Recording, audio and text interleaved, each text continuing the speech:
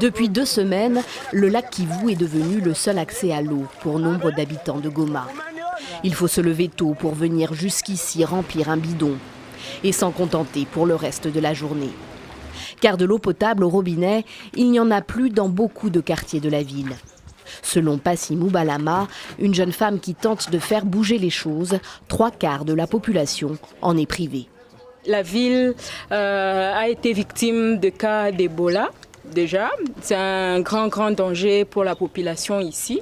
Et pour se prévenir contre Ebola, on a besoin de l'eau. Les conséquences sont nombreuses. Il y a non seulement être contaminé par les virus parce qu'on n'a pas de système pour se protéger avec de l'eau, mais en même temps, il y a le choléra, la diarrhée, ainsi que d'autres maladies d'origine hydrique.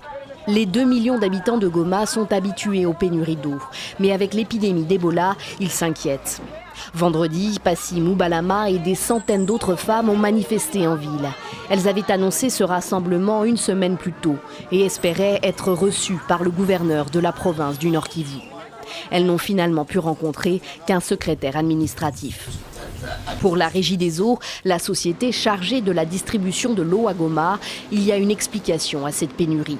Goma, c'est une ville sinistre qui a connu des tristes mémoires, n'est-ce pas, une éruption volcanique qui avait rasé tout.